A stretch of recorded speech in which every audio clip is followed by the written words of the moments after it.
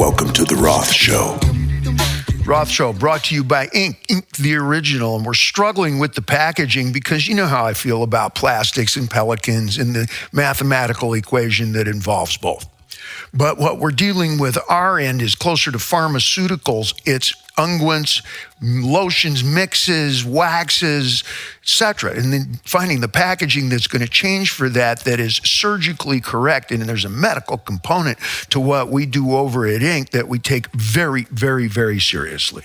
And yeah, there's a high fashion element to it. I'm reading reviews that say inktheoriginal.com. You go over and you watch our Instagram, they say that is the Vogue magazine of tattooing. Can't say that I disagree. And underneath that, it's like, you look at the engine under that, there's a surgical component to it that we take surgically serious. People are putting this on their naked bodies long before they put on even their clothes. I take that very seriously. No punchline. Packaging for surgical grade issue is a real issue. You got to use the plastics, you use the polymers, you use the glasswork, etc. But in terms of what's happening in the cannabis world, there's a golden opportunity there. I see a lot of high-grade brains spending a lot of time reinventing, breeding, taking care of canna oils, fertilizers, folks who are involved in the industry itself, vending, sending, so forth. But somebody is really missing the love boat here. And I'm going to say it out loud because it's not something I can involve in. I spent all of my allowance on Ink the Original, inktheoriginal.com. No, really, I sang and danced for every penny, and every penny went there, and the rest of it went here. But one of our friends, one of our colleagues, somebody out there in the industry of cannabis and whatever, stop growing and start knowing here's where your dime is really going to shine. Go where old Laura Scudder did down in Monterey Park or South Pasadena or wherever she did. She was the first one who said, how do I sell my potato chips not in a glass jar? Because when I ship the glass jar, they all fall in on each other and they smash and I lose half of them in transit. And how do I put them in a small enough package that you can just have one helping right there?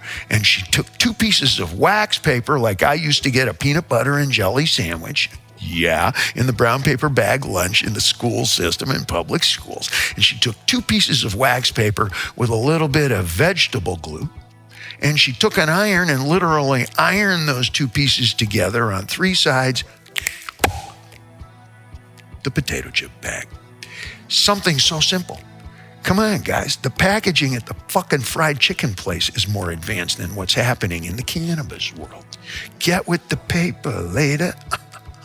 And you'll become a billionaire. And then you will owe me the German car with the 4 doors, Maybach. Don't write it down. I will call you and remind you when you are a billionaire. Paper packaging that is disposable, pelican friendly, speaks Spanish, makes the double espresso with the peace symbol on top. You can eat it and your little poops will be full of world peace, baby. You don't have to thank me. The German car. 4-door. Riding my bicycle in Old Pasadena, I discover a Mexican restaurant a few summers ago. And in the regular part of the restaurant, I've described this earlier, is a regular spacing. You have matching tables and chairs, but it's very downscale. It's all Formica and Naga hide and exquisite foods, Yucatan style, right? And in the back, or the second half, it's not actually the back, and it may be the more formidable half, is the general store.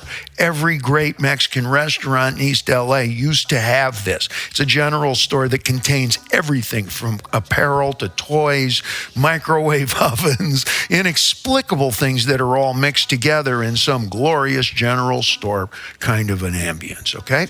And it's sort of one-stop shopping. Yes, you came to get something to eat, but while you're waiting for it to cook and everything, including the tortillas, are going to be fresh, that's time. So you go and you can buy magazines and paperbacks and you get the kids' toys and, all right, I need a new scarf or a new hat or I got got to replace these shoes, whatever.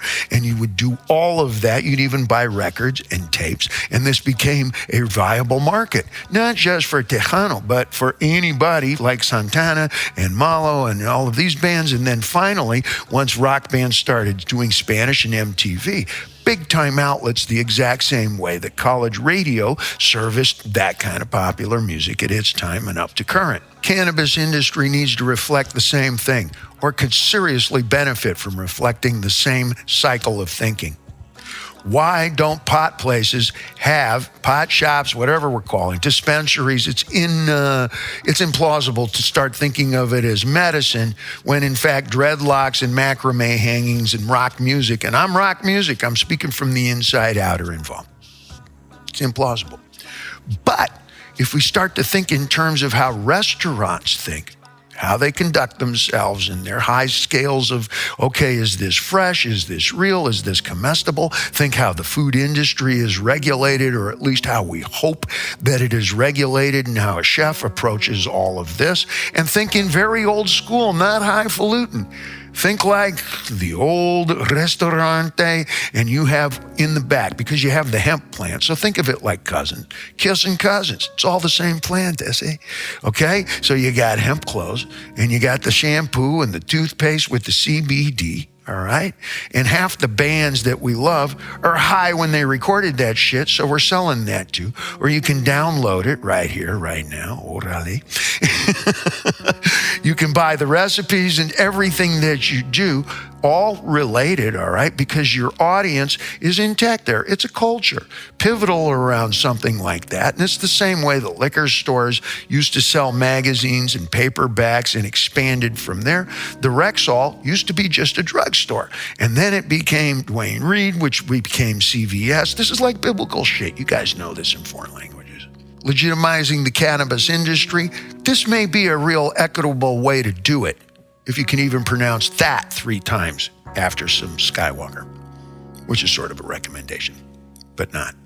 Items inside a traditional dispensary don't even have to be hemp related. It's involved in what is modern popular culture. And you don't have to play lawyer ball to connect things up and say, this is the music we listen to. This is our values in terms of reading material. Right there, if you start stocking the same kinds of reading material that Whole Foods takes care of, and they stock everything from rock climbing to organic hockey. What is organic hockey, Tom? Really? Can a vegetarian effectively body check? We think so. We don't know. We'll find out at Whole Foods. Just the same as bookstores have expanded into coffee shops, which has expanded into clothing, which has expanded. Brooks Brothers has a coffee shop, which is expanded into. Restaurants have their own disc jockeys who not only play, but what's the name of the shop, the restaurant that we know in New York City that has its own radio station? It's the Jamaican restaurant, remember? And they have DJs all day. We'll think of it in a second. In fact, through the miracle of the digital jump cut, we're going to tell you the name of that restaurant is Miss Lily's, and they have their own disc jockey, and it's a radio station that you can get on the internet. There's a coffee shop, the Roaster's, right around the corner. They have jazz bands and poetry readings, and the best place to get your photographs and your artwork from the art school across the street put on the best wall is on that coffee shop wall right around the corner. So, pot shops, get hot. Hot future, baby. World peace. The 4-door. Okay, full disclosure here, because I don't want any of you to hurt yourselves just in the miracle time that it happens on the internet, burst mode, internet type time that I described, that your navel is for holding the salt when you eat popcorn in bed. Somebody actually tried to lick their own navel and they hurt themselves, and I'm being sued. Now, I want to tell you truthfully, I made up the part about popcorn. If you've ever tried to eat popcorn in bed with a loved one, yeah, it's a lot of fun, but you're always going to leave crumbs. And in a lot of countries, that's considered a form of birth control. Don't try it. You'll learn the hard way. Truth is, when the Lord designed our bodies genetically, he did not have Orville Redenbacher's cinema-style pre-buttered popcorn in mind, a microwave miracle. But in fact, microwave, man invented that, not God. God invented your navel, and yes, if you lick it, more salt stays in, and that's what it's for. But realistically, coming from a million years ago, here's the full truth. Your navel is for holding salt while you lay in bed and eat celery.